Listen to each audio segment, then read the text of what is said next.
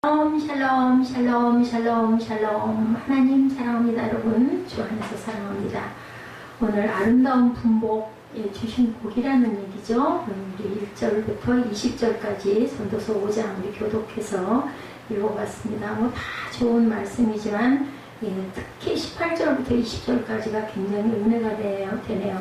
사람이 하나님께서 그에게 주신 바 그 일평생에 먹고 마시며 해악에서 하는 모든 수고 중에서 낙을 보는 것이 선하고 아름다움을 내가 보았나니 그것이 그 각각의 몫이라고 합니다. 우리가 수고하고 일평생 그 수고하는 중에도 낙을 보는 것, 그것은 그것이 선하고 아름답다. 그것이 바로 각자의 몫이다. 어떤 사람에게든지 하나님의 재물과 부여를 그에게 주사 능히 누리게 하시고 제 몫을 받아 수고함으로 즐거워하게 하신 것은 하나님의 선물이라고 말씀하시네요. 20절에 그는 자기의 생명의 날을 깊이 생각하지 아니하리니 이는 하나님이 그의 마음에 기뻐하는 것으로 응답하십니다. 우리의 생명의 날이 언제까지든 이런 것에 대해서 너무 연연해 필요가 없다. 은을 사랑하는 자는 은으로 만족하지 못하고 풍요를 사랑하는 자는 소득으로 만족하지 아니하는 이것도 헛되다 하고 10절에도 이렇게 말씀하죠. 그리고 15절에 그가 모태에서 뭐하고 나왔은즉 벌거벗고 나왔은즉 그가 나온 대로 돌아가고 수고하여 얻은 것을 아무것도 자기 손에 가지고 가지 못하리니 이것도 큰 불행이라 어떻게 왔든 그대로 가리니 바람을 잡는 수고가 그에게 무엇이 유익하노 애쓰지 말라는 거예요. 결국은 우리는 빈손으로 왔다가 빈손으로 갈 수밖에 없는 그런 인생인데 뭘 그렇게 아둥바둥 애를 쓰느냐 이런 말씀을 하고 있습니다. 우리가 마땅히 누려야 할 복, 그것이 바로 분복이죠. 분복이란 분배받은 복이라는 거에 각자에게 주신 복. 아까 그 18절, 20절, 19절 이 말씀들이 바로 분복이죠. 우리가 누리지 말아야 할 것이 바로 폐단인데 폐단이라는 영어의 뜻은 고통을 주는 악이라고 나타나 있습니다.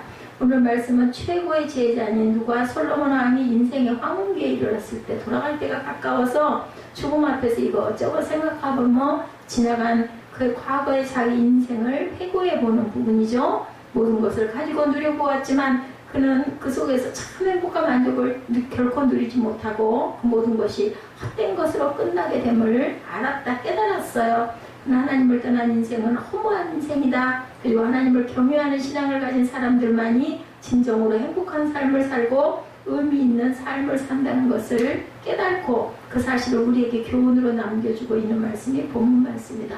이 사람이 많은 처첩을 두었잖아요. 그래서 이방 여인들의 그 이방신들이 많이 들어와서 산당을 많이 지었다고 그러죠. 그래서 그것들을 섬기고 해보니 저는 그랬기 때문에 더 솔로몬이 하나님을 경외하는 게 정말 지혜의 근본이라는 것을 더 깨닫지 않았을까, 저는 그런 마음이 듭니다. 첫 번째로 아름다운 분복은 어떤 사람에게 오는가. 1절에서 7절입니다. 하나님을 바르게 경외하는 자들에게 임한다. 1절에서 7절 잠깐 볼까요? 너는 2절이죠. 너는 하나님 앞에서 함부로 입을 열지 말며 급한 마음으로 말을 내지 말라. 하나님은 하늘에 계시고 너는 땅에 있음이니라. 그런데 마땅히 말을 적게 할 것이라. 걱정이 많으면 꿈이 생기고 말이 많으면 우매한 자의 소리가 나타나느니라. 내가 하나님께 서운하였거든 갚기를 더디게 하지 말라. 하나님은 우매한 자들을 기뻐하지 아니하시나니 서운한 것을 갚고 서운하고 갚지 아니하는 것보다는 차라리 서운하지 말라. 내 입으로 내 육체가 범죄하게 하지 말라. 사제 앞에서 내가 서운한 것이 실수라고 말하지 말라. 어찌 하나님께서 내 목소리로 말미암아 진노하사 내 손으로 한 것을 멸하게 하랴. 꿈이 많으면 헛된 일이 많아지고 말이 많아도 그러하니 오직 너는 하나님을 경외하고 말은 어떻게 해라? 조심하고 적게 해라. 바르게 경외하는 자들 거기에 분복이 따라온다라는 거죠. 하나님 우리에게 바른 예배 생활을 원하신다라는 의미를 갖고 있다. 올바른 신앙생활은 무엇보다 먼저 바른 예배를 드리는 삶이어야 된다. 예배가 삶이어야 되겠죠. 예배는 뭐예요? 하나님과 나와의 만남. 우리와 하나님이 지금 만나고 계세요. 뭘 통해서? 성경 말씀을 통해서 우리에게 감동을 주시기 때문에 만남입니다. 또한 찬양을 통해서 만나죠. 예배는 하나님께서 우리와 만나시는 시간이고 하나의 사건이고 행함이라는 것을 우리가 깨달아 알아야 된다. 여기 하나님의 전에 들어가는 자는 뭐를 하라고 그래요? 발을 삼가하라고 얘기하고 있는데 하나님을 경외하는 마음으로 어떻게 두렵고 떨리는 심정으로 걸음을 옮길 때마다 그래서 예배드리는 자세는 정말 경건해야 되고 조심스러워야 되고 항상 조용조용 조심조심 또 쓸데없는 말을 입으로 예배 시간에 쓸데없이 옆사람하고 같이 소곤소곤 얘기를 한다거나 휴대폰을 들여다본다거나 전부 온전치 않은 자세, 발을 삼가하는 자세가 아니죠. 하나님의 저는 어떤 곳? 거룩한 곳이기 때문에 하나님께서 내가 거룩하니 너희도 거룩하라고 말씀을 하셨는데 하물며 예배 자리에서 그래서는 안 되겠죠. 그 쓸데없는 잡음을 낸다거나 툭툭거린다거나 뭔가 하나 행동을 할 때도 턱턱 내려놓고 휙휙 넘기고 이런 거 정말 조심해야 된다. 저는 그거 누가 안 가르쳐줬어요. 어렸을 때부터. 그냥 성전에 가면 항상 조심해야 된다는 게 정말 그건 신기한 것 같아요. 뭐 누가 저한테 무슨 그런 얘기를 한 번도 한 적이 없는데도 성전에 가면 목사님 아니면 성전 십자가 뭐 의자에 앉을 때도 항상 조심조심 어렸을 때부터 그랬던 어떤 습관은 정말 그냥 깨닫게 해주신 것 같아요. 감사해요. 솔로몬 네 가지 면에서 이것을 설명해주고 있습니다. 제사와 기도와 소원 그리고 하나님을 경외하는 것이라고 말씀하고 있는데 바른 예배자가 되어야 된다. 1절에 뭐라 그래요? 너는 하나님의 집에 들어갈 때 어떻게 하라고요? 내 발을 삼갈지어다. 가까이어 말씀을 듣는 것이 우매한 자들이 재물을 드리는 것보다 낫다. 그래서 앞자리 맨 앞에 앉는 것처럼 뭐 금자리라고 그러죠? 그처럼 은혜가 없다. 예, 그들은 악을 행하면서도 깨닫지 못한다. 우매한 자들은 우매한 자들 헌물 드리는 거 별 소용이 없다. 아무런 은혜도 없으면서 그냥 남이 하니까 내가 더 할 거야. 뭐 이런 욕심으로 내는 거는 하나님께서 기뻐하시지 않는다. 하나님께 가까이 하여 말씀을 듣는 것은 하나님은 더 기뻐하시고 사랑하신다라는 그런 말씀을 하고 있습니다. 그러한 자세가 되어야 된다라는 거죠. 하나님께 가까이 나가 하나님의 말씀에 귀를 기울이는 것, 하나님이 원하시는 바른 제사를 드릴 수 있는 방법 중에 하나다. 맨 앞자리에 앉으면 모든 표정이나 이런 거 조심하지 않아요? 저희 교회는 아이들이 우리 사무엘 같은 경우는 앉아가지고 졸고 앉았고 정말 볼 수도 없을 만한 그런 모습이지만 사실은 정말 맨 앞자리는 말씀이 있는 정말 하나님의 말씀을 사모하지 않으면 더구나 또 중대형 교회 큰 교회들 가면은 예, 뭐 저는 뭐라고 하든 말든 막 엎드려 기어가지고 앞으로 가서 꼭 앞자리에 가서 앉고 그래서 남들이 분총을 받기도 했습니다. 그런데 뭐라고 그러세요? 침노하는 자가 하늘나라를 차지한다고 그랬어요. 저 그건 잘못된 거라고 생각하지 않습니다. 재밌는 이야기가 있는데 어느 화창한 봄날 꽁이 새끼꽁들을 들판에 데리고 나가 먹이를 주워 먹고 있었어요. 어미꽁이 졸졸 따라다니는 새끼꽁들을 모아놓고 단단히 주의를 줍니다. 얘들아, 너희들 땅에서 먹이 찾아 먹을 때는 입으로는 먹이를 먹고 눈으로는 먹이를 찾고 발로는 더듬고 뒤집겠지만 귀만은 언제나 열어놓고 내 음성을 듣도록 해라. 어느 때 갑자기 여호와가 와서 우리를 해치는지 모르니 내가 큰 소리를 치면 빨리 내게로 달려오도록 해라. 뭐하고 있어요? 훈련시키고 있는 거예요. 새끼꽁들에게.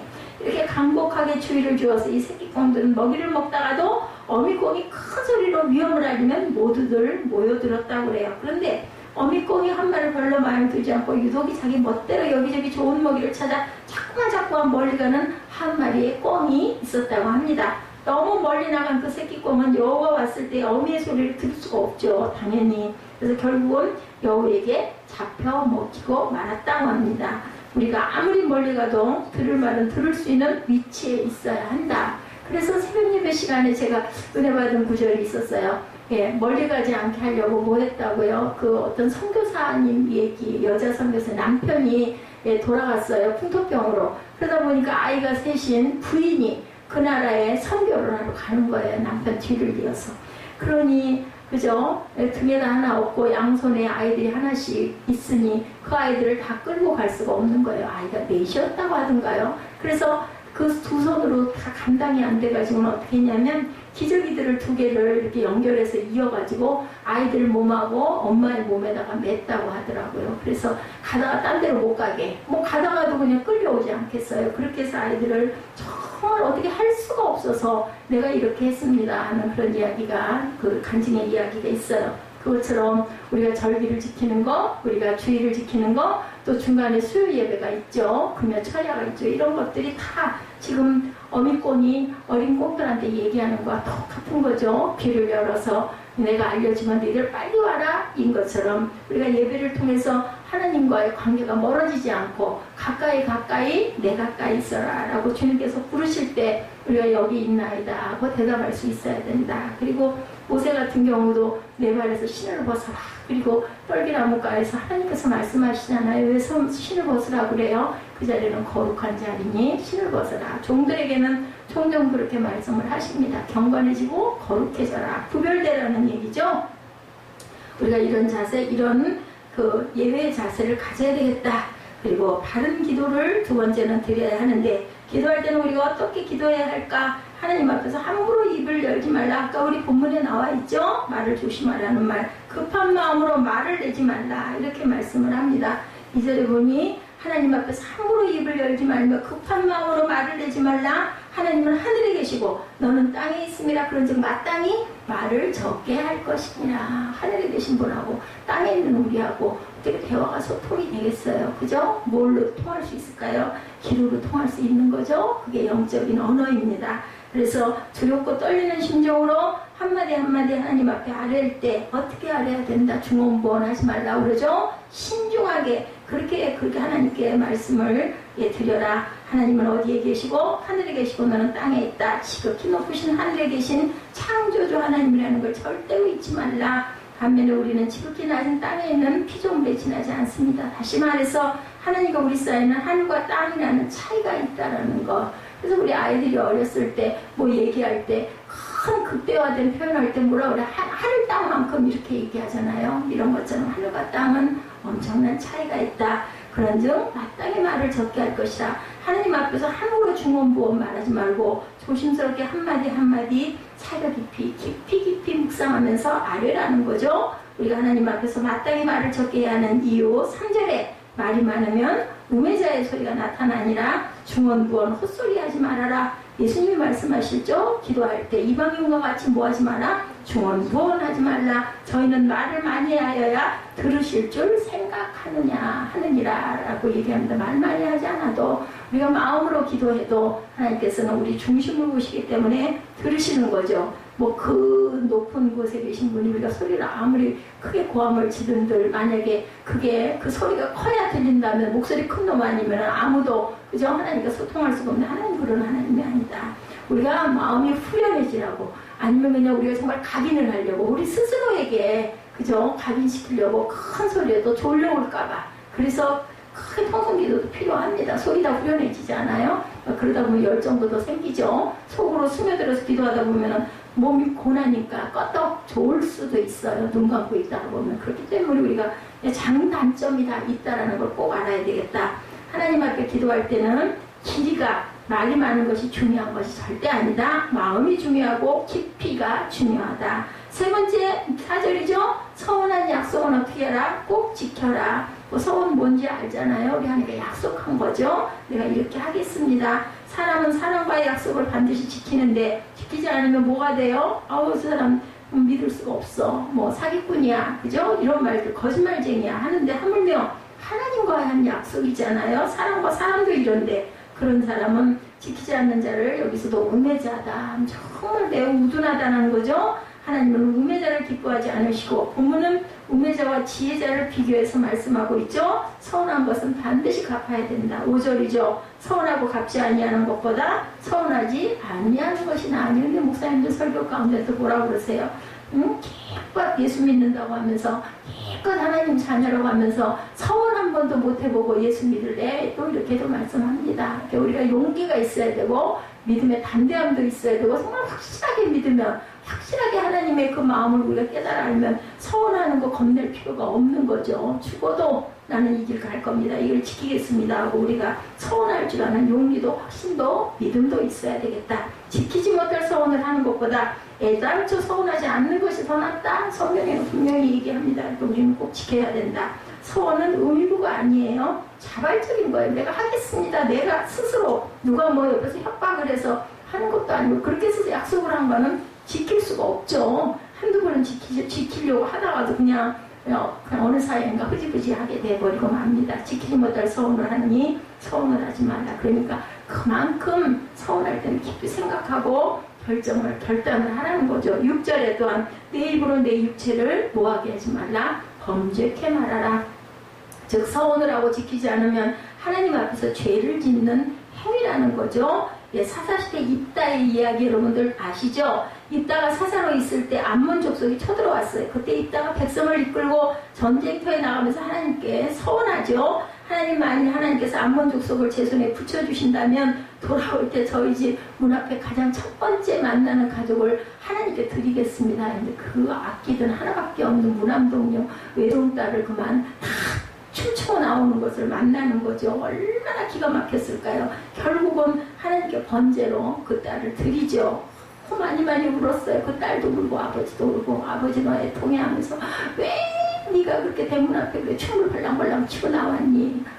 그 딸은 딸대로 아버지 저한테 한 달만 시간을 주십시오. 그리고는 산에 가서 그것에 대한 제사를 드리고 그리고 와서 순종하는 그런 내용이 있습니다.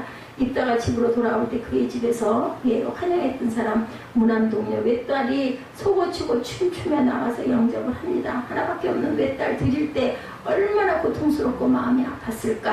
하나님께 한 서원이기 때문에 입다는 그대로 행할 수밖에 없었다. 서원하면 우리는 이렇게 그대로 지켜야 된다. 7절이죠. 오직 너는 누구를 경외하라? 하나님을 경외하라 말씀합니다.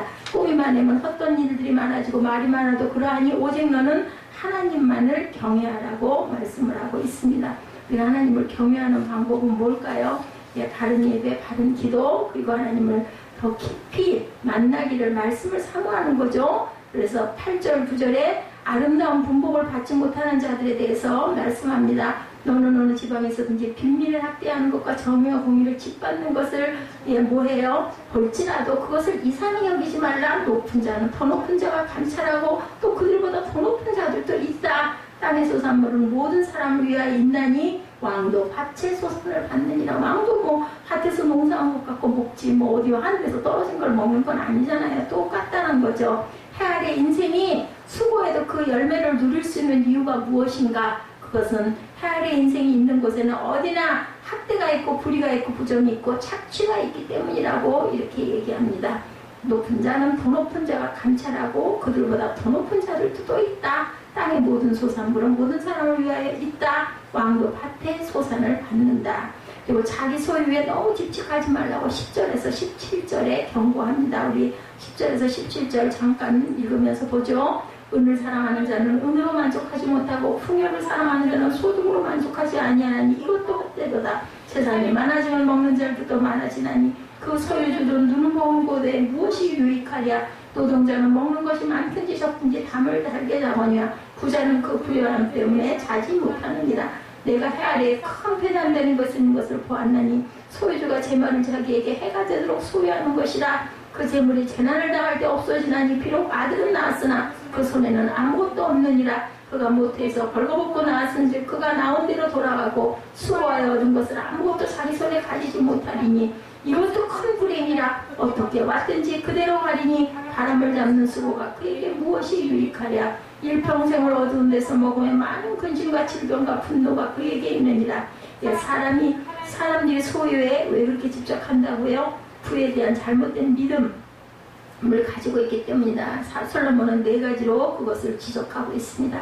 편견을 가지고 있다. 부가 우리에게 만족을 준다고 생각하기 때문이다. 그러나 그것은 잘못된 편견이라고 솔로몬은 10절에서 17절에 얘기하고 있습니다. 10절이죠. 은을 사랑하는 자는 은으로 만족함이 없고 풍부를 사랑하는 자는 소득으로 만족함이 없나니 헛되다. 두 번째 편견은 세상 사람들은 물질이 있으면 그것이 모든 문제를 다 해결이 될 것이라고 생각하지만 착각이다. 11절이죠. 재산이 더하면 먹는 자도 더하나니 소유주가 눈으로 보는 곳에 무엇이 유익하랴. 재물이 더해가면 먹는 자도 더해간다. 이렇게 얘기를 합니다. 재물이 많아질수록 이전에 없던 문제가 자꾸 생겨나죠. 실제로 그렇죠. 물질이 없으면 세금 걱정할 필요 없죠. 가진 게 많지 않으면 머리 썩일 일이 없어요. 냉장고 안에 먹을 게 없으니까 뭐 고민할 필요가 없더라고요. 그냥 밥, 김치, 그죠? 그거 외에는 다른 걸 뭘 어떻게 해 볼 재간이 없으니까 참 그건 좋은 것 같아요. 게을러서 그렇기도 하지만 무슨 어디 마트에 가가지고 뭘 사다가 뭘 해서 어떻게 먹어야지 이런 생각 자체가 나질 않습니다. 그래서 딱 유익한 거 몇 가지만 딱 넣어놓고 때는 딱 그것만 먹으면 요게 아주 좋은 식이요법, 식단이 되지 않을까 이런 생각이 제가 든 적이 있었습니다. 근데 그럼 뭔가 먹을 것들이 많으면, 달콤한 것들이 너무 많으면 이것도 조금 저것도 조금 계속 그러다 보면 건강에 좋은 것들이 별로 없어요. 그죠? 그래서 재산이 많아지면 이런저런 문제가 생긴다. 재산이 더하면 먹는 자도 더한다. 어려운 사람 자꾸 찾아와서 손을 내민다. 그럼 자꾸 퍼줘야 되겠죠? 세 번째 편견, 재물이 마음의 평안을 주리라고 생각하는 것도 착각이다. 몇 절? 12절에 노동자는 먹는 것이 많든지 적든지 잠을 달게 자거니와 부자는 배부름으로 자지 못하느니라. 그죠? 노동자는 얼마나 몸이 피곤해요. 그러니까 그냥 뭐 한술 먹고 나면 나가 떨어져 자지요. 아침까지 언제 그 시간이 됐는지 아침에 또 막 헐레벌떡. 이게 바로 사실은 복된 거다. 밤에 정말 잠 안 와가지고 불면증 한번 하룻밤만 좀 세보세요. 정말 잠이 그렇게 그리울 수가 없어요. 그 단잠이 얼마나 꿀맛 같고 얼마나 행복하다라는 것을 그러지 않고는 느껴보지를 못해요. 그냥 맨날 아침이면 그냥 늦어가지고 막 직장 나가려면 막 헐레벌떡 하죠. 그것도 복이다. 노동자는 가난해서 먹는 것이 시원치 않은데, 그러나 부자는 돈이 많아서 잘 먹습니다. 그런데 이 두 사람 가운데 잠을 더 잘 달게 자는 사람은 이 가난한 노동자가 오히려 잠을 더 깊이 달게 잔다. 걱정이 없어요. 부자는 아무리 배불리 먹어도 잠을 제대로 못 잔다. 이 걱정 저 걱정, 근심 걱정이 많아가지고 이걸 도대체 이 돈으로 어떻게 굴릴까, 뭐 이런 공상하느라고 끊임없이 평안이 없다. 부자라는 것이 절대로 그 부요함으로 평안을 주지는 못한다. 네 번째 편견 13절이죠. 재물이 안전을 제공한다고 생각하는 것 폐단이다. 내가 해야 돼서 큰 폐단이 되는 것을 보았나니 곧 소유주가 재물을 자기에게 해되도록 지키는 것이다. 그걸 지키려고 하는 부분이 그것도 또한 폐단이다. 사람이 재물 때문에 안전해지기보다는 오히려 해가 되는 경우가 더 많다. 누가 훔쳐가지 않을까? 그죠? 누가 나를 속여보는 건 아닐까? 저 사람 혹시 돈 때문에 나한테 가까이 온 거 아니야? 그래서 나한테 그렇게 달콤하게 그렇게 친절하게 구는 거 아니야? 이런 그 바리케이트를 자꾸 치게 되기 때문에 진실한 사람을 만나기도 어려운 거죠. 마음을 줄 수도 없는 거죠. 거기다 강도를 만난 물질 때문에 자기 생명을 잃는 경우도 있습니다. 물질의 안전을 보장해 주는 것이 아니라 오히려 해를 끼칠 수 있다고 또 맞은 사람들이 그렇다고 그러죠. 그럼에도 불구하고 인생들이 자꾸 재물을 지키려고 하는 것은 자기 자식들에게 더 많은 것을 유산으로 물려주고자 하는 것인데 그것도 또한 헛된 짓이죠. 14절에 그 재물이 재난을 인하여 패하나니 비록 아들은 낳았으나 그 손에 아무것도 없느니라. 한번 재난이 임하면 물거품처럼 사라지는 것. 우리가 아무리 계산을, 제가 딱 그 경험이 있어요. 계산을 딱 해보니까 뭐 큰 염려 없이 아이 하나는 잘 기르겠더라고요. 근데요, 그게 언제 손가락 사이로 빠져나가는, 그렇다고 무슨 잘 먹고 뭐 막 사치를 하고 이런 것도 아무것도 없어요. 근데 그 숫자 자체가 계산할 때는 나왔던 계산이 실제로 살다 보니까 없어져 버리고 말더라는 거죠. 이렇게 물거품처럼 없어져 버리는 것이 재물이라는 것. 화재를 당하든지 부도를 만나든지 하면 자손들에게 물려주고 싶어도 물려줄 것이 뭐 물려주고 가요? 빚을 물려주고 갈 수도 있다는 거예요. 설사 재난을 당하지 않아도 재물을 잘 지켰다고 해도 결국은 15절을 보니 저가 모태에서 벌거벗고 나왔은지 그 나온 대로 돌아가고 수고하여 얻은 것을 아무것도 손에 가지고 가지 못하니 가지고 가는 사람은 아무도 없습니다. 인생은 그래서 공술의 공수거이다. 그러니 이 세상에서 재물을 지키기 위해서 아둥바둥 하는 것은 잡히지 않는 바람을 잡기 위해서 수고하고 애쓰는 것과 마찬가지다. 어리석은 거죠. 16절에 이것도 패단이라 어떻게 왔든지 그대로 가리니 바람을 잡으려는 수고가 저에게 무엇이 유익하랴. 로펠라에 대한 이야기들이 많죠. 당대 세계 제일이 갑부였죠. 53세에 억만장자가 되었어요. 전에도 제가 한번 이 부분 전했던 것 같습니다. 얼마나 돈을 많이 벌었느냐 하면 매주에 그 당시 돈으로 100만 달러를 벌었다고 그래요. 엄청난 돈이죠. 그렇게 많은데도 불구하고 마치 세상의 모든 돈을 다 자기에게 가져야겠다는 식으로 사업으로 확장해 나가요. 사람들이 와서 물었어요. 당신은 이미 세계에서 제일 가는 갑부인데 돈을 얼마나 더 벌면 만족하겠습니다. 그때마다 하겠습니까 했을 때 로페는 똑같은 대답을 합니다. Just a little more. 조금만 더. Just a little more. 조금만 더. 항상 이랬다고 그러죠. 이미 세상에서 제일 부자가 되었는데도 그것에 만족하지 못하고 조금만 더 벌어야겠다는 거죠. 인간의 욕심은 이렇게 한이 없는데 그 사람 결국 어떻게 됐어요? 병이 걸려 불면증에 시달립니다. 예, 그래가지고 온몸이 바짝 말라 들어가 있으니 돈이 무슨 소용이 있겠어요. 하루에 겨우 우유 한 잔 비스켓 몇 조각밖에 먹을 수가 없고 죽는 날만 기다리게 되었는데, 그러다 로펠러가 정말 감사하게도 하나님의 말씀을, 성경을 읽게 됐어요. 읽는 가운데 자기의 삶이 잘못됐다는 것을 깨달았다고 합니다. 그래서 소유에 대한 집착을 비웠어요. 물질에 대한 욕심을 떨쳐버리고, 예, 지금까지는 버는데 혈안이 되었지만 이제부터는 내가 버는 것을 가볍게 쓰겠다, 이렇게 결심을 하고 로펠라 재단을 만들었다 그러죠. 예, 페니실린 주사, 그것도 로펠라 재단에서 예, 연구비를 지원해서 만들었다고 합니다. 그가 물질에 대한 욕심을 버리니까 그때부터 마음에 평안이 찾아오게 되고, 입맛이 돌고 잃어버렸던 잠도 잘 수 있고 건강을 되찾게 됐대요. 그래서 53세 불병증에 걸려 죽을 때만 기다리는 사람이 98세까지 장수했다고 합니다. 그러니 53세 가진 거 움켜쥐고 있다가 그거 못 깨닫고 죽었으면 얼마나 억울할 뻔했어요. 거의 그죠? 그 53세만큼 거의 고백 가까운 세월을 기쁨과 감사로 예, 좋은 일을 하면서, 그래서 그 로펠라라는 사람이 지금도 우리 귓전에 그 이름이 기억되죠. 소유에 집착하게 되면 절대로 그렇게 행복해질 수가 없다. 손을 놔야 되겠죠. 그래서 저도 손을 놓으려고 합니다. 그런데 제 마음속에서 막 그런 것들이 막 분노가 자꾸 끌어일어나서 아까 마음이 편치가 않더라고요. 그래야 한다는 걸 알면서도 너무 억울한 거예요. 다른 사람들은 부모들이 그럴 엄두를 못 내가지고 못하는데, 저 같은 경우는 내가 얼마든지 하려고 하는데 따라와 주지 않으니까 그것도 욕심이겠죠. 제 욕심이겠죠. 그러니 결국 쓸데없는 돈을, 없는 이 어려운 환경에 없는 걸 또 써야 되니 그게 무슨 몇 달로 끝날 일이 아니잖아요. 1년 반을 그렇게 해주고 가야 되는데 그 끝이 과연 어떻게 될 것인가를 생각을 하다 보니 부정적인 생각을 하지 말아야 되는데 그냥 마음이 그렇게 평감치가 못하더라고요. 아름다운 분복은 누가 주는 것인가? 제가 아까 말씀드린 데 18절에서 20절이죠. 사람이 하나님께서 그에게 주신 바 그 일평생 먹고 마시며 해 아래서 하는 모든 수고 중에 낙을 보는 것이 선하고 아름다움을 내가 보았나니 그것이 그의 몫이로다. 일평생 뭐 한다고요? 먹고 마시며 해 아래서 하는 모든 수고 중에서 거기서 기쁨을 보는 것, 그것이 선하고 아름다웠다는 것을 내가 봤다. 예, 사람들의, 다른 평범한 사람들의 일생을 솔로몬이 보다 보니 정말 그게 바로 그의 몫이고 그게 바로 선한 일이구나라는 것을 아름답다라고 깨달았다는 거죠. 19절에 또한 어떤 사람에게든지 하나님이 재물과 부여를 그에게 주셔서 능히 누리게 하시며 제 몫을 받아 수고함으로 즐거워하게 하신 것은 하나님의 선물이라고 얘기해요. 여기서도 어떤 단어를 우리가 기억해야 할 것인가? 수고함으로, 우리는 수고해야 된다는 거죠. 어떤 자들이든지 간에 그렇게 돼서 그걸로 인해서 즐거워하게 하는 것을, 즐거운 것이 바로 그게 낙이라는 거죠. 그것이 바로 우리가 만든 게 아니라 하나님의 선물이라는 걸 너희는 깨달아라. 20절에 그는 자기의 생명의 날을 깊이 생각하지 아니하리니 이는 하나님이 그의 마음에 기뻐하는 것을 응답하시니라. 내가 살아도 주, 죽어도 주, 뭐 나는 어느 곳에 가든 주님만 계시면 돼, 이런 마음이 되기 때문에 생명의 날을 깊이 생각할 필요가 없다라는 거예요. 그것이 바로 하나님의 응답이다. 솔로몬이 이걸 깨달은 거죠. 가진 것이 없다고 불평하지 말라고 솔로몬이 오늘 저와 여러분에게 당부하십니다.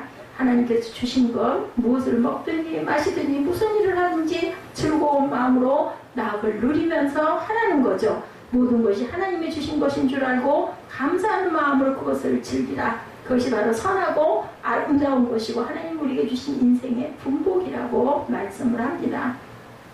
18절 그 앞부분에 사람이 먹고 마시는 것을 하나님이 주신다라고 말씀하죠. 사람이 하나님이 주신 바 그 일평생에 먹고 마시며, 우리가 먹고 마시는 것은 하나님이 주셨다라는 것을 꼭 기억해야 된다. 음식도 공기도 우리가 밟고 다니는 땅도 하나님이 주신 것이고 온 우주 지구 자연 전체가 인간이 누리는 것이 다 결국은 하나님의 선물이심을 너희들이 깨달아라. 이걸 깨달으면 그 사람은 지혜로운 사람이고 행복한 사람이다. 여러분, 저와 여러분은 지혜로운 사람이고 복된 사람인 줄 믿습니다. 예, 항상 그걸 깨닫고 감사하죠. 저는 정말 하루하루 날이 갈수록 제가 몸이 불편할수록 그런 걸 깨닫고 감사합니다. 죽는 순간까지 그것을 깨닫지 못하는 사람은 어리석고 우매하고 미련한 자의 삶을 산다. 정말 안타깝죠. 똑같이 누리고 사는데 어쩌면 그 사람들이 훨씬 더 훌륭하고 훨씬 더 배움도 많고 훨씬 더 권력도 많고 가진 것도 많고 부와 명예도 엄청 많을 텐데도 그걸 깨닫지 못한 사람은 우매자고 미련한 사람이고 불쌍한 사람이라는 거죠. 하나님께서 인간에게 필요한 의식주 문제 모든 것을 공급해 주심이 하나님이시라는 것. 우리 삶을 만족하게 하시고 우리를 행복하게 해주신다. 출애굽기 23장 25절에 너의 하나님 야훼를 섬기라. 그리하면 야훼가 너의 양식과 물의 복을 내리고 너희 중에 병을 제하리니 양식과 물의 복을 주시고 즉 이 모든 복은 누구에게? 하나님께서 우리에게 주신 선물이라고 출애굽기에서도 마태복음 6장 31절 33절 말씀에도 염려하여 이르기를 무엇을 먹을까 무엇을 마실까 무엇을 입을까를 염려하지 말라. 너는 먼저 그의 나라와 그의 의를 구하라. 그리하면 이 모든 것을 너에게 더하시리라. 우리가 기도할 때 항상 하는 기도죠. 그의 나라와 그의 의를 구하라. 그리하면 그 모든 것에 너희가 필요한 모든 걸 더해 주시겠다. 우리는 자기에게 주어진 삶을 하나님 앞에 감사하면서 하나님의 선물인 것을 깨달으면서 살아가야 한다. 그런데 대개 사람들은 남하고 비교하고 원망과 불평에 빠지는 잘못된 습관을 가지고 있죠. 비교해서 감사해야 되는데 비교해서 원망과 불평에 빠지게 된다. 남편이 공무원이나 한 여자가 있었다고 그래요. 공무원 생활 10년이 되도록 남편은 진급도 못하고 견두리 아파트를 전전하고 살고 있었다고 합니다. 그래도 그녀는 이렇게 사는 것이 인생이겠거니 하고 정말 콩나물 한 쪽도 정말 허투루 버리지 않고 이렇게 열심히 살았다고 그래요. 월급에는 부수입도 없었답니다. 남편이 가지고 오는 월급 가지고 열심히 빠듯하게 살림을 하고 아이들을 기르고 살았는데 어느 날 그만 동창을 만난 거예요. 그 친구 집에 가는데 그 사람도 그 남편도 공무원인데 너무나 의리의리하게 잘 살고 잘해놓고 살고 돈도 많이 벌고 한다는 소리를 듣고는 그만 그 아내가 그냥 시험에 들었어요. 시기에 빠졌어. 나는 이게 뭐야. 똑같은 공무원인데 나는 왜 이렇게 살고 내 친구는 저렇게 부유하게 살까. 집 분위기도 다르고 좋은 옷 입고 있고 정말 너무너무 윤택하게 사는 거죠. 그때부터 상처를 받았어요. 똑같은 공무원인데 왜 우리는 이래? 왜 우리는 꼭 이렇게 살아야 돼? 그런데 어느 날 갑자기 그 친구에게서 전화가 온 거예요. 어떻게 하면 좋냐? 왜 그러니? 그랬더니 남편이 그만 뇌물을 잘못 받아서 감옥에 갇히게 됐다라고 연락이 왔다고 합니다. 그때 눈물을 줄줄 흘리는 친구를 보면서 그 시험 들었던 그 공무원 아내는 마음속으로 하나님은 참 공평하십니다 하고 소리를 쳤다고 그래요. 근데 안 됐잖아요. 안 되기도 했지만 한편으로는 또 내가 너무 그걸 부러워했던 것도 아마 회개하지 않았을까 생각이 듭니다. 오늘날 사람들은 앞날, 그죠? 미래를 예측하지 못하고 현재만 생각을 하는데 원망에 빠지고 불만에 빠지고 자기 인생을 보잘것없는 것으로 생각하고 부정적인 생각을 하지만 우리는 그러지 말아야 되겠다. 우리가 안 보이잖아요. 앞날에 대한 것이 안 보이고 많이 부러운 것들을 보면 정말 부러운 마음이 들고 하지만 하나님께서는 우리를 다 보고 계시고 우리 각자의 분복을 분명히 주셨다라는 것. 그리고 지금 내 생활과 내 형편과 내 처지가 좀 마음에 안 들고 부족하다 할지라도 나보다 더 못한 사람들도 나보다 오히려 훨씬 더 좋은 환경에서 공부 잘하고 했던 사람도 질병으로 인하여서 아니면 남편의 문제로 인하여서 자녀의 문제로 인하여서 가족의 문제로 인하여서 고통받는 사람이 얼마나 많을까. 그러면 그렇지 않고 내가 그렇지 않은 이 부분으로 내가 지금 이렇게 평강을 누리고 있는 것을 우리가 감사해야 되겠다.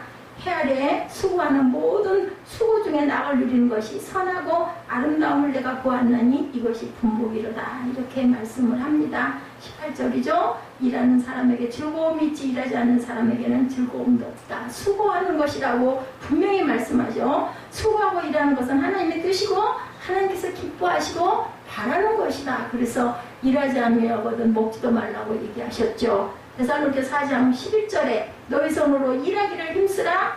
이렇게 말씀합니다. 특히 우리 기독교인들은 세상 사람들보다 더 열심히 성실하게 착실하게 일할 줄 알아야 된다. 생계를 위해서도 일하고 하나님 앞에서도 충성스럽게 하나님을 섬기는 일을 기쁨으로 감당해야 된다. 시편 128편 2절입니다. 내가 내 손에 수고한 대로 먹을 것이라. 내가 복되고 형통하리로다. 수고한 대로 먹는다고 그랬어요. 그랬을 때 복되고 형통하다. 땅에 씨앗을 뿌리는 농부는 어때요? 열심히 농사짓는 농부에게 가을 추수가 있지 빈둥빈둥 돌고 먹는 사람에겐 추수의 기쁨도 즐거움도 없죠. 전도서 3장 22절에도 사람이 자기 일에 즐거워하는 것보다 나은 것이 없다. 일이 있어요. 일이 있어야 감사하고 즐거울 수 있다라는 거죠. 열심히 인생을 사는 사람, 수고하며 일하는 사람, 그런 사람들의 결과는 반드시 형통하게 되고 재물이 점점 늘어서 부하게 된다. 잠언 10장 4절에도 증거합니다. 그러나 게으른 사람은 가난해지고 고통이, 빈궁이 도적처럼 찾아온다고 얘기했어요. 그죠? 그러므로 우리가 부지런하게 살 것이냐, 게으르게 살 것이냐, 내가 결정해야 하는 일이다. 오늘 본문은 수고 중에서 낙을 누리는 것이 선하고 아름답다라고 얘기합니다.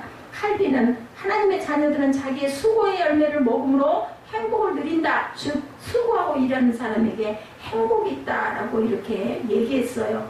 우리 사람의 몸은 가만히 쉬고 있으면 약해지죠. 약해져요. 뭐 관절도 약해지고 모든 기관들이 약해집니다. 뭐가 없어져요. 근육도 없어지고 그리고 또 뭐가 걸려요? 비만증에 걸리죠. 신경도 둔해지고 몸 모든 기관들이 퇴보하게 됩니다. 운동이 없으면 뼈가 약해지고 잘 부러집니다.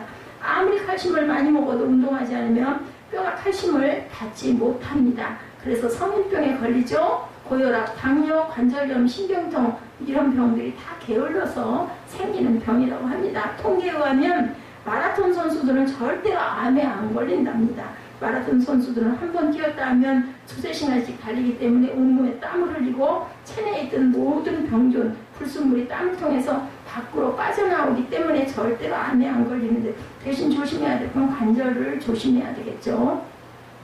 게으른 사람들이 말이 많고 불평이 많고 게으른 사람들이 교만하고 게으른 사람들이 남을 미워하기도 한다라는 거. 바쁜 사람은 그런 시간이 여유가 없잖아요. 내일 하기에도 바빠 죽겠는데 무슨 남에게 불평 불만하고 누구 미워하고 이갈 틈이 있겠느냐는 거죠. 어떤 잡념도 어떤 관념도 그 속에 빠질 수가 없다. 그러므로 우리는 열심히 수고하고 살아야 된다. 인간은 누구나 자기의 것을 거두며 즐거움을 누릴 권리가 있죠. 그러므로 게으른 자에게는 인생의 참된 기쁨도 맛볼 수 없다. 제자 솔로몬이 깨달은 바에 의하면 게으르면 지혜 없는 자의 발은 결국 잡초로 뒤덮여 소출을 내지 못하더라. 잠언 24장 30절에서 34절에 이렇게 증거합니다.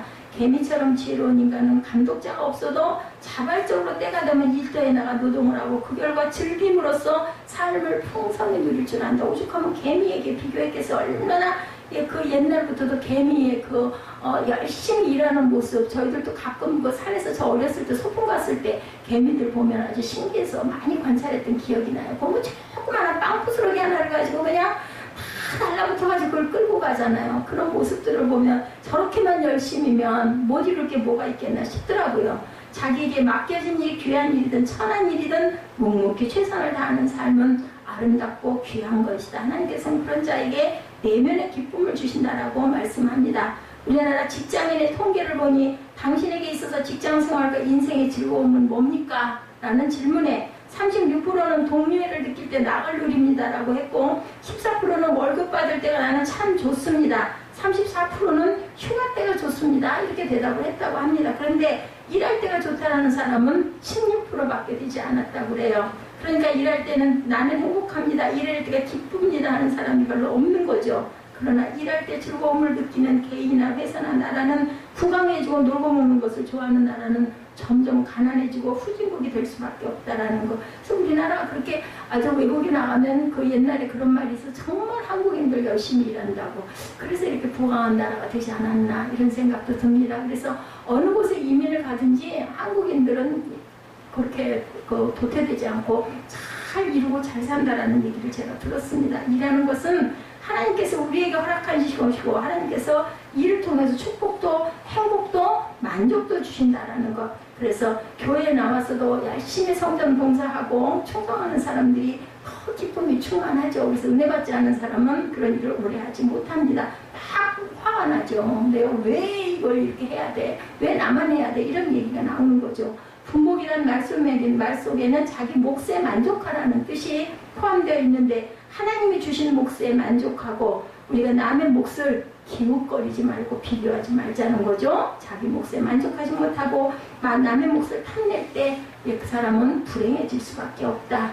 하나님은 우리가 일평생 자기 몫에 만족하면서 먹고 마시고 낙을 누리는 것이 선하고 아름답다라고 말씀합니다. 즐겁게 사는 것이 인생에 어울리고 불행하게 사는 것은 인생에 어울리지 않고, 하나님도 우리를 지으신 것이 복되고 즐겁게 기쁘게 살라고, 전도서 말씀이 사실은 너희들 기쁘게 살아라인 거예요. 마음에 그 모든 짐을 짊어지고 원망 불평 하지 말고 다 그런 것들 헛된 것이니까 기쁘고 즐겁게 누리고 살라는 말씀이 전도서의 말씀입니다. 그리고 하나님이 재물과 부여를 주사 우리에게 누리게 하셨다. 19절이죠. 어떤 사람에게든지 하나님이 재물과 부여를 주사 능히 누리게 하시며 재물과 부여는 하나님의 선물로 주어주셨다라고 말씀합니다. 마태복음 25장 달란트 비유에 나타나듯 내 모든 재산과 재능은 다 하나님께서 나에게 맡긴 것이기 때문에 이것을 통해서 하나님께 영광을 돌려야 한다. 예, 이렇게 말씀해요. 그래서 그런 생각으로 우리는 살아야 된다. 올바른 기독교 신앙을 가진 사람에게는 무엇 하나라도 내 것이 없다라는 거야. 내 것.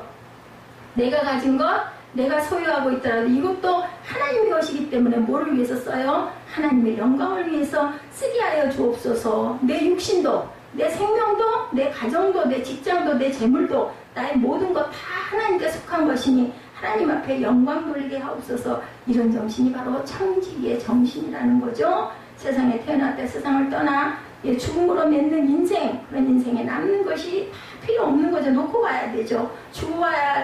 죽어가야 하고 남의 손에 다 넘어갑니다. 뭐 금가락지 다이아몬드도 다 놓고 가고 빼고 갑니다. 시편 112편 1절에서 3절에 할렐루야 야훼를 경외하며 그 계명을 크고 즐거워야 하는 자는 복이 있도다. 부여와 재물이 그 집에 있으며 그 의가 영원히 있으리로다. 하나님이 우리에게 부여도 재물도 주셔야 누릴 수가 있다. 고린도후서 8장 9절에 우리 주 예수 그리스도의 은혜를 너희가 알거니와 부유하신 자로서 너희를 위하여 가난하게 되심은 그의 가난함을 인하여 너희로 부욕케 하려 하심이라. 예수께서 우리에게 그 가난을 짊어지심으로 인하여 우리를 부유하게 해주셨다라는 거죠. 즐겁게 사는 것이 하나님이 주신 분복이라는 걸 절대 잊지 마시기 바랍니다. 행복하게 즐겁게 살기 위해서 우리는 몇 가지 기본적인 요소들이 있어야 되는데, 건강은 행복의 가장 큰 요소입니다. 맞습니다. 그죠? 건강할 때는 모르는데 건강을 잃고 불편해지면 정말 건강의 소중함을 느끼죠. 저는 부러운 게 많이 걸어다니고 여행하는 사람들이 부럽더라고요.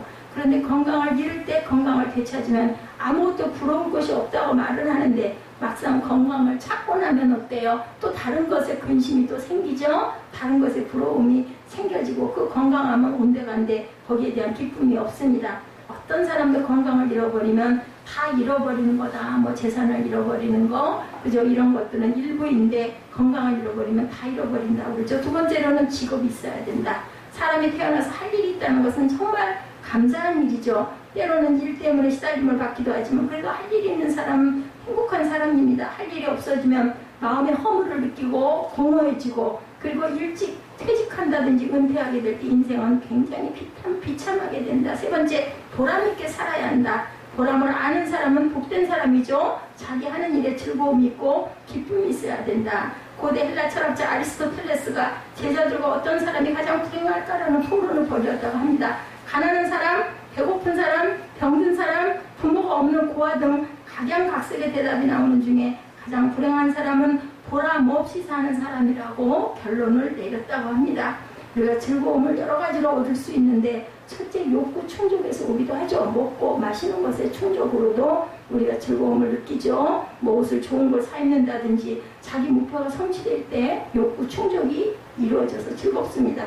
둘째, 지적인 기쁨. 이것은 깨달음에서 오는 즐거움이죠. 공부하는 기쁨, 이치를 깨닫고 감탄하는 기쁨, 성경 말씀을 읽고 와 그래 맞아 이게 이거야 이렇게 어느 날 깨달아질 때 항상 읽어도 모르다가 얼마나 기쁩니까? 셋째, 선행에서 오는 기쁨이 있습니다. 남에게 구제하고 선을 베풀고 자비로운 일을 할 때 오는 만족감, 그것도 기쁘죠. 남에게 주고도. 그런데 이런 즐거움은 그때뿐인데 우리에게 항구적이고 영원한 즐거움은 영적인 즐거움이죠. 하나님께서 주신 즐거움, 찬송하고 기도하고 예배하면서 은혜 받는 즐거움, 이런 즐거움을 구원의 즐거움이라고 얘기합니다. 로마서 1장 2절에 그러므로 우리가 믿음으로 의롭다 하심을 얻었은즉 우리 주 예수 그리스도로 말미암아 하나님으로 더불어 뭐를 누리자? 화평을 누리자. 또한 그로 말미암아 우리가 믿음으로 서 있는 이 은혜에 들어감을 얻었으며 하나님의 영광을 바라고 즐거워하느니라고 이렇게 증거하고 있습니다.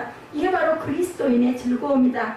하나님의 영광을 바라고 즐거워해야 되겠죠? 다만 이뿐 아니라 우리가 환난 중에도 즐거워하나니 이는 혼란은 인내를, 인내는 연단을, 연단은 소망을 이루는 줄 알미로다. 로마서 5장 3, 4절의 말씀입니다. 감옥에 들어가도 즐거워하고 매맞고 핍박받아도 즐거워하고 시련을 당해도 즐거워하고 누가? 사도 바울이 예수가 내게 계시니 환난이 와도 즐거움 이것이 바로 사도들의 믿음이었고 초대교회 성도들의 믿음이었다라는 것.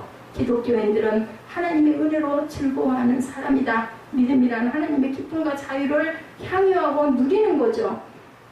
하나님을 잘 믿는다는 것은 즐겁게 믿는 거예요. 즐겁게 사는 사람이 잘 사는 사람이듯이 예수를 믿는 것도 즐겁게 믿는 것이 바로 하나님을 잘 믿는 것이라는 것.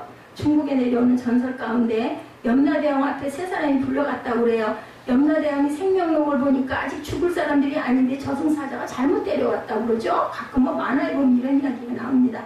그래서 염라대왕이 세 사람에게 사과를 하고 자네들은 되돌아가서 몇 년 더 살다 와야겠네 했다고 그래요. 우리가 실수해서 잘못 데려온 대가로 자네에게 소원 한 가지씩을 들어주겠네. 각각 소원을 말해보게 라고 얘기했더니 한 사람이 세상에 너무 가난하게 살았습니다. 돈을 많이 가져보는 것이 소원입니다. 라고 대답을 했대요. 염라대왕은 그에게 돈을 듬뿍 주었습니다. 두 번째 사람은 돈이라는 권세와 함께 오는 것을 알고 권세를 주십시오. 얘기했대요. 염라대왕은 그에게 또 권세를 주었겠죠? 세 번째 사람은 돈도 권세도 필요 없습니다. 경치 좋은 곳에 그림 같은 집을 짓고 사랑하는 사람과 더불어 즐겁게 영원히 살고 싶습니다. 라고 대답을 했다고. 그래서 그때 염라대왕이 대답하기를 깨끼 이놈 그런 자리가 있으면 내가 가겠다 이렇게 얘기를 했다고 합니다. 우리는 알아야 할 것, 이 세상 어디를 가도 즐거움이 저절로 오는 건 아니라는 거죠. 기쁨과 즐거움은 하나님이 주신 선물이고 사람의 복 가운데 가장 큰 복은 잘 먹고 잘 자는 복이에요. 그렇기 때문에 잘 먹는 사람은 육체적으로 건강하고 잘 자는 사람은 정신적으로 건강한 사람이다. 죄 지은 것이 없으면 잠을 잘 자죠. 근심이 없으면 잘 잡니다. 남을 미워하지 않으면 잠을 잘 잡니다. 어저께 제가 마음에 범민이 있다 보니까 꼬리에 꼬리를 물다 보니까 그냥 잠자는 시간을 놓치고 밤을 꼴딱 새우고 나니 아침에 막 눈이 뒤통수로 들어가고 머리가 어질어질 하더라고요. 그 잠처럼 보약이 없다. 그래서 그런 말이 있던 것 같아요. 이러한 즐거움을 우리에게 주시려고 하나님께서 우리를 당신의 자녀 삼으시고 당신의 백성으로 세워서 구원해 주신 것이라는 것. 이게 바로 은혜입니다. 우리 마음속에 기쁨을 빼어가는 5가지의 적이 있는데 내 마음에 있는 탐욕이 기쁨을 빼앗아 갑니다. 지나친 성취욕이 기쁨을 빼앗아 가죠. 질투하는 마음이 기쁨을 빼앗아 갑니다. 분노가 기쁨을 빼앗아 갑니다. 교만한 마음이 기쁨을 빼앗아 갑니다. 우리 마음의 즐거움과 기쁨을 얻기 위해서는 나 자신을 다스려야 하는 결론은 뭐예요? 자기 자신을 잘 다스릴 줄 알아야 된다. 주님의 마음을 품어야겠죠. 그러기 위해서 주님의 마음을 품기 위해서 내 정욕과 욕심을 비워야 하고 살아있는 동안에 염려하지 말고 마음의 기쁨을 가지고 살아라. 저는 그 생명의 날을 깊이 관념치 아니하리니 이는 하나님이 저의 마음에 기뻐하는 것으로 응하심이라. 오늘 보면 마지막 절이죠. 저와 여러분은 어떻게 살고 있는지 지나간 날들을 후회하시나 탄식하면서 눈물을 흘리고 계시나 헛되게 살았다고 비관하고 계시는가? 그런 사람은 하나님이 기뻐하지 않으십니다. 하나님을 믿고 의지하는 사람은 그 마음속에 기쁨이 넘치고 더 나아가 역경과 곤란함을 극복하고 승리를 이끌어내고 그런 사람이 하나님과 함께하는 사람이다. 마태복음 6장 34절에 내일 일을 위하여 염려하지 말라. 내일 일은 내일 염려할 것이요 한날 괴로움은 그날의 족하니라. 섹스피어가 얘기합니다. 마음이 즐거우면 하루 종일 걸어놓고 난치가 않다. 그러나 마음이 괴로우면 신리도 못 가서 고통을 당한다라고 얘기를 해요. 인생을 즐겁게 살면 아무리 어렵고 힘들어도 기쁨으로 어려움을 극복할 수가 있고 우리는 해 아래 행복을 찾는 자가 아니고 해 위를 바라보고 살아야 된다. 즐거움은 해 아래에 있는 것이 아니고 진짜 즐거움은 해 위에, 하늘 위에 있다는 거죠. 해 아래서란 말은 전도서를 관통하는 중요한 단어입니다. 해 아래서란 하나님을 의식하지 않고 사는 세상을 의미하고 불신자의 세상을 얘기합니다. 불신앙의 세상에서 본다면 현세의 삶이 전부이죠. 육체가 살아있는 동안 먹고 마시고 즐기는 것이 전부인데 해 위에도 분명한 세상이 있다. 거기에는 하나님이 계시는 천국이 있다라는 것, 영혼이 있다라는 것, 그리스도인들은 하늘에 있는 더 나은 본향을 사모할 줄 알아야 된다. 히브리서 11장 14절부터 16절 말씀입니다. 그들이 이같이 말하는 것은 자기들이 본향 찾는 자임을 나타냅니다. 그들이 나온 바 본향을 생각하였더라면 돌아갈 기회가 있었으려니와 그들이 이제는 더 나은 본향을 사모하니 곧 하늘에 있는 것이라. 그러므로 하나님이 그들을 하나님이라 일컬음 받으심을 부끄러워하지 아니하시고 그들을 위하여 한 성을 예비하셨다. 이렇게 말씀합니다. 빌립보서 3장 20절에 그러나 우리의 시민권은 하늘에 있는지라 거기로부터 구원하는 자 곧 주 예수 그리스도를 기다리노니 그는 만물을 자기에게 복종하게 하실 수 있는 자로 역사로 우리의 낮은 몸을 자기 영광의 몸의 형체와 같게 변하게 하시리라. 더 나은 본향은 세상 고향과는 비교조차 할 수 없는 영원한 고향을 말하고 있다는 그 위치가 바로 어디? 하늘 위에 있다는 것을 절대 잊지 마시기 바랍니다. 마태복음 25장 34절에 창세로부터 너희를 위하여 예비된 나라를 상속하라고 했고, 요한복음 14장 2절에 내가 너희를 위하여 처소를 예비하여 간다고 했고, 히브리서 기자는 거룩한 성 새 예루살렘이 하나님께로부터 하늘에서 내려온다라고 증거합니다. 고린도후서 5장 1절에 하나님께서 지으신 집이라고 했고 하늘에 있는 영원한 집이라고 이렇게 설명합니다.